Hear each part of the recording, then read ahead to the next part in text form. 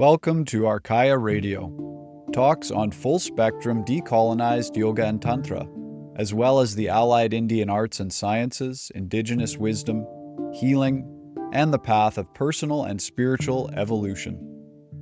Arkaya Foundation is a not-for-profit school founded and led by Yogacharini Maitreyi, who is a life guide on the path. Born and raised in the yogic culture of South India, she now resides in Vancouver, Canada, and leads programs online and in person for students worldwide.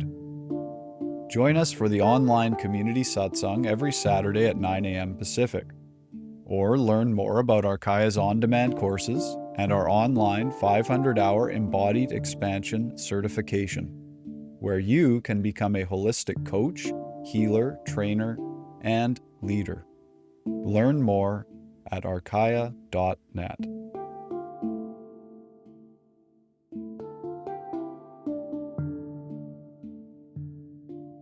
We'll go into the contemplation of this subject. This topic, magnetizing our higher purpose. And in the beginning, I was mentioning how in the yogic system, it's pretty easy. Easy is a relative word, but easy if you're on a path where the other distractions fall away effortlessly by doing dharma. So to find or to magnetize a higher purpose, one of the foundations is to do your dharma, which means if you're in a particular structure, to do one's dharma as a daughter or a son, to do one's dharma as a spouse, to do one's dharma as a parent, to do one's dharma in their professional front. And again, this word dharma keeps coming up pretty often to find one's swadharma. So in the West, dharma is a very, I would say at least well used or popular word. But swadharma not as much. So swa is self and dharma is anything that creates harmony.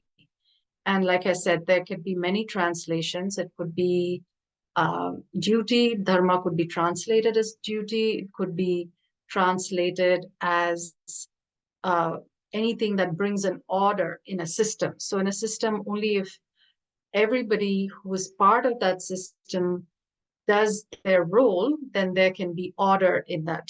So actually, it is cosmic order. So how do we act to bring about not just functional order, but also cosmic order?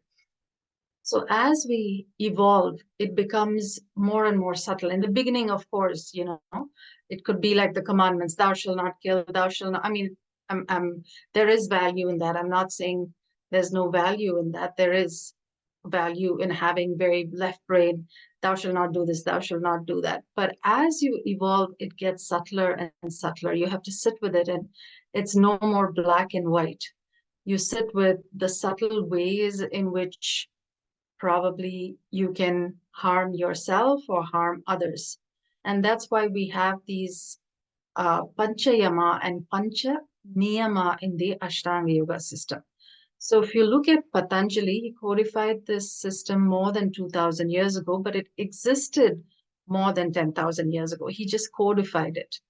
And Ashtanga means 8 limbs. So in the classical yoga, you have 5 yama. It almost sounds similar to the 10 commandments. And 5 niyama, totally 10. So 5 yama means restraint. So we're restraining our animal nature. We're restraining, or we're not feeding greed, untruths, this survival instinct, this instinct to survive at any cost. And therefore, if we do that, we move further away from our dharma. So what are the Pancha Yamas? Many of you already know this, but this is like a refresher. To do our dharma, we can have this guideline and say the first yama or the first topic of contemplation is Ahimsa. Ahimsa is non-violence. So in this world, how am I thinking? What am I saying? How am I acting that can cause harm to myself or harm to another? Or how am I allowing another person to hurt me and not having a healthy boundary? So we're also included in the equation. Sometimes we, if we're people pleasing or however we're conditioned, we might forget ourselves in the equation. So when we contemplate ahimsa, we're contemplating it on a very personal scale with respect to ourselves, our relationship.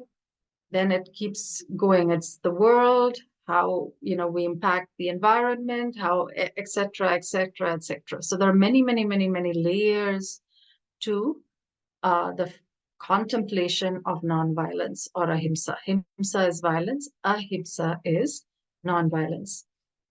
So similarly, there are 4 other points of contemplation. And after ahimsa, we have Asteya. So we're looking, Asteya is non-stealing. So how do we steal of our own time? Are we getting too distracted? Are we stealing of somebody else's time by incessant talking? Are we stealing? I mean, I'm just giving rough examples. So it could be different ways we steal energy, we steal time, we steal somebody's affection through manipulation instead of having a straight, open relationship or open communication. So we have all these areas of contemplation we sit with and say, can I communicate my needs in an open and healthy way instead of all this sideways stuff that's happening and wasting my energy? Or if somebody else is doing, can I have a conversation with them so that we're not stealing energy from each other? So again, it becomes very, very nuanced, many, many, many layers. Then we have a Satya. Satya is truth or the highest reality. So we're constantly contemplating what is our higher reality? What is the truth of things individually and collectively? Again, many of you know the story of Galileo and why he was imprisoned, because in those times they thought the Earth was the center of, they didn't think the sun was the center of the solar system. So the Earth was, and he said, no, the sun is the center, not the Earth. The poor man got jailed for that because he was speaking against the collective untruth. Now, of course, everybody, we take it for granted that, scientifically, this is what it is. But in 300, 400 years ago in Europe, they thought what he said was blasphemous and he was jailed for that. So similarly, we might have to fight collective untruths. And how do we do it in the most discerning way where we're not jailed or we're not harassed or we're not, put behind bars or condemned for it? So through the contemplation of these yama, so we have Satya, then we have 2 others, which I'll come to. We learn to create these boundaries, these spaces where our lives become more peaceful. Like we said, we don't have to, kind of fight or over-engage with everything that's going on, because we see right through history, this has happened. So we learn from history, we learn from the stories, and that's why I love when I grew up with all these stories with my grandmother, one sage telling another sage he's wrong and why they should be doing this and why they shouldn't be doing that. For me, it was fascinating because I was like, oh, okay, we're not the only ones dealing with the same problem. For thousands of years, they've had these fights and these disagreements and the bad guys and the good guys, and it's all these warring factions. So it's not new, and yet those stories can give us insights as to how to deal with it, deal with life more skillfully. So that's what these stories offer from the Mahabharata, from the Bhagavad Gita, from all these texts. So the other 2, the last 2 yama are, we have Aparigraha and Brahmacharya. So Brahmacharya is usually translated as celibacy, but if you look at the root word, Acharyam is action and Brahma is or Brahman is the cosmic consciousness. So we're acting in alignment with the divine consciousness. That's what the word actually means. But you might ask, why is it translated into celibacy? So in certain ascetic, in the tantric traditions, they typically don't translate it as celibacy, but in a lot of the monastic traditions, a lot of the ascetic traditions, they do translate it as celibacy because the sexual energy is very, very powerful. And when it's dissipated, then it can drain a lot of life force of us. So there is value in refining one's sexual energy. So we're contemplating our lives also with respect to that topic. And then we have aparigraha, or non-grasping.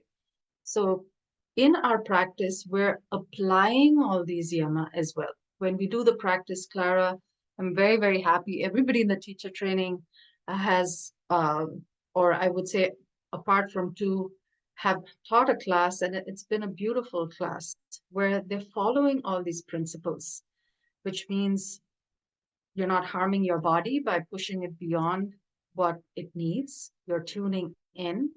You're sitting with your highest reality. You're not grasping. It's like, oh, just because somebody said, if I do the headstand, then, I'll get all these benefits, and you're not jumping into a headstand. You're moving step by step into what your body is naturally ready for. So this is something I'd like you to contemplate. You don't have to choose all the yama. You can think about, oh, what do I want to contemplate to do my dharma? All of them are interconnected. You'll all come to them, through the same kind of portal. So you can think, to do my dharma better, to contemplate one of these yamas is a good starting point. So you can pick ahimsa, or nonviolence. You can pick Satya, or truth, the highest reality. It could be little truths. It could be collective truths. Then you can pick Aparigraha, which is non-grasping, non-greed. Brahmacharya, acting in alignment with the divine, but also translated as celibacy. And you all have Asteya, or non-stealing. So not just stealing material things, but energy, or allowing somebody, because you don't have healthy boundaries, allowing somebody to steal energy from you, or your own worries. That's also your thought patterns, your way of dealing with situations. Maybe that's draining you. Where is the energy leak in your system is something that we're going to contemplate.